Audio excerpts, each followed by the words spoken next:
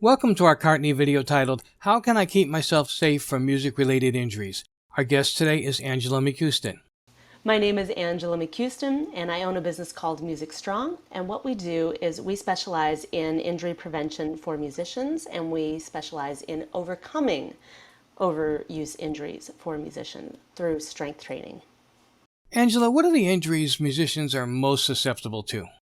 So most of the injuries that musicians have issues with tend to be overuse injuries and injuries that come from muscle compensations. So when you have a person who plays an instrument in the front of their body, a lot of times those injuries come from the muscles in the back tend to be weak and overstretched, and the muscles in the front of the body tend to be overworking. So the muscles in the back are the ones that talk to us.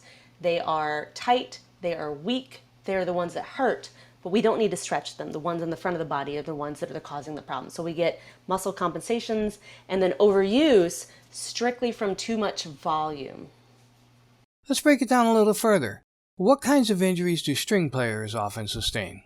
With the different types of injuries, with the different types of instruments, there's certain things that are the same, and there are certain differences that come along with the different types of instruments. So what I see a lot with musicians, number one is forearm issues. So we get a lot of issues with overuse in the forearm, so that manifests as pain in the hand. So like string players on the left side, not necessarily the right side, but cello players may have issues on the right side from the bowing arm if it's up too high, but not necessarily always. With guitar players, you could have problems in the forearm with the fingers, and with the fingers on the left side with the fretting hand, you could have a different issue. So it really kind of depends on the nature of the instrument and the person and their posture. So if you get a lot of forward head motion in your posture, that can definitely change the situation with the instrumentalist. We've got different instruments with different problems, but we also get individualized issues based on the nature of the person's playing situation and their setup and their posture and their daily lives.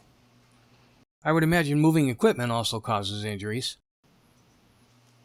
Oh, absolutely. So when we have people like audio technicians, they're moving huge heavy equipment, audiovisual techs, they're moving huge equipment, and they're not just fiddling knobs, but they have to be able to load and unload instruments. Same with harp players, to be perfectly honest. Harp and timpanists, if they have to move around their equipment, that can be very strenuous and very difficult because they're not necessarily putting that off on somebody else. So they're doing that themselves, and you have to have a good amount of core strength and body awareness to be able to do that safely and well. What can musicians do regularly to help protect themselves from injuries? There are several things that you can do. Number one is you can take a proactive stance. If something hurts, please don't ignore it. You want to make sure that if something hurts, that you're paying attention. It's a signal. It's your body's signal saying, hey, there is something here that you need to pay attention to. And if you ignore it, it's just going to get worse.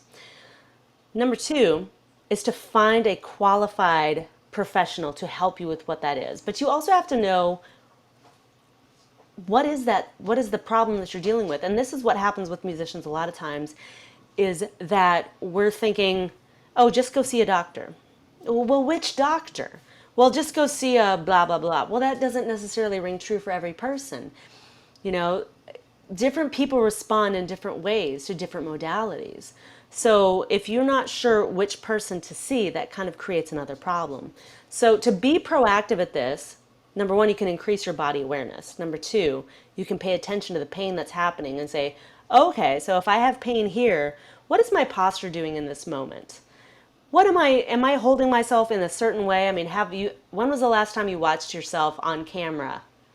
Do you notice you tend to lean to one side or on one foot a whole lot, or turn your posture in a certain way, or does your head jut forward a lot, or you arch your back, or are there things that are going on that you don't notice that often?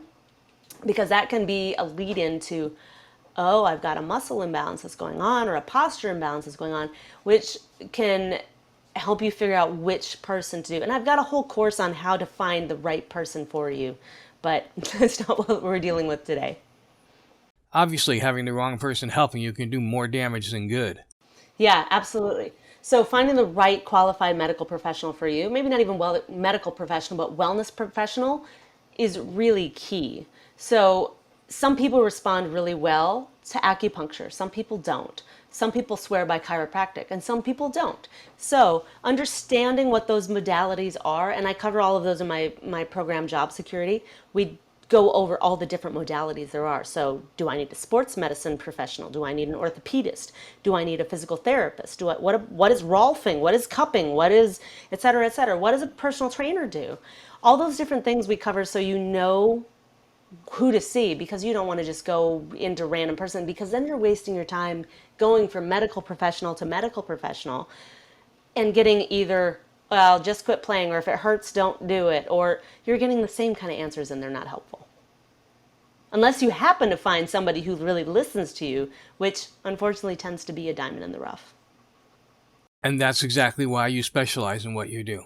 Exactly. I got sick and tired of hearing that answer for myself. And after 4 different playing related injuries and 4 different medical professionals telling me, well, you should just quit playing or you should rest. The last person who told me I should rest, this has been a 3-year injury at this point, has made the problem exponentially worse. Rest was the worst thing I could have done for the injury, which is why it hasn't gotten better. The other one said you should just quit. Like it's a hobby? Music isn't a hobby. It's our career. You don't tell a baseball pitcher to just quit if his arm hurts. No, he has a team of professionals there to help rehab him. Same with a soccer player. We are exactly the same. We deserve that same amount of care, and we should get it, and we should advocate for it. And so that's why I'm here, is to help musicians advocate for themselves and get the care that they need and deserve. We're just like athletes. Is there anything that you find most musicians do wrong? One of the things that I find a lot is well-meaning fellow musicians who ask, or well, say you've got a bandmate who says something hurts, and they say, "Oh man, you just need to stretch." No, sir. No, no, ma'am. No, you probably don't. You don't know. You don't know. You don't know to stretch. Is it hurting because it's weak, or is it hurting because it's tight? 9 times out of 10, a muscle that is tight doesn't hurt. It causes a compensation into a weak muscle, which is what hurts. So if something hurts behind your shoulder blade and this hurts and you go to stretch it, you're making it worse. I got my second muscle injury from that very thing, where I tore this muscle from too much this way and from playing flute this way. And nobody ever told me. And I didn't know this was bad, but I also didn't know what good form was. So please do not tell people just stretch and rest. Rest is not rehab, and if you stretch the wrong thing, you can make the problem worse. Please don't do that. I know you mean well, but it doesn't fix the problem. If it's a chronic issue, rest doesn't help. Rest helps acute issues, but chronic things, it doesn't help. Are you familiar with and do you use the Alexander technique? Absolutely, yeah. So I'm not certified in Alexander, but I've had years of Alexander work and training in that, even though I'm not certified. So in it, Alexander technique training comes into play with how you move as a musician and as a person, because it teaches you more about how your body works as a whole. Because if you think I'm moving if I say hinge from your hips and you don't know where your hips are, you think it's that top bone that you feel at the top of your pants. Your hips are actually the joint that's down below. So when I say hinge, you don't know what hinge means. You're gonna move from all kinds of places. I keep telling people I'm gonna do this blooper video when I tell people to move something. Okay, I want you to stick your butt back, and they move their shoulders, or like stuff like that. I see it all day long in the gym every day. Like, okay, I want you to put the weight on your heels and their knees go forward. I mean, it's totally the opposite. So yeah, Alexander technique has a huge bearing on what I do, because it teaches you not just body awareness, and that's something I want to incorporate and impart to every one of my clients, is you need to understand your body, how it works. Not how my body works, how your body works and how it moves. And Alexander technique does a great job of helping you understand that and how it's supposed to move with as much ease as possible. And you can put that ease under strain and create better benefits. What are you personally certified in?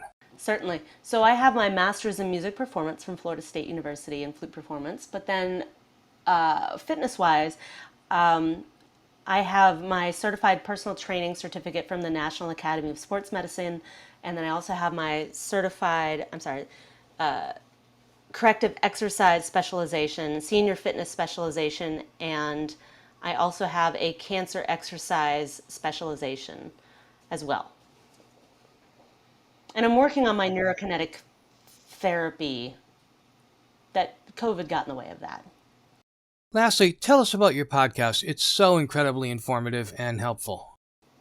Oh, sure. So I have a podcast called the Tuned and Strong Podcast, and it's between me and my co-host, and she and I are both musicians and strength coaches, and we talk about everything related to fitness, we talk about everything related to music and fitness, and that doesn't necessarily mean just physical fitness. We're also talking about mental wellness, financial wellness, entrepreneurial wellness, your entire career, but we encompass all of those different things, and we have a whole series there. And I also have a whole series of instrument-specific workouts that are available on YouTube for you to download.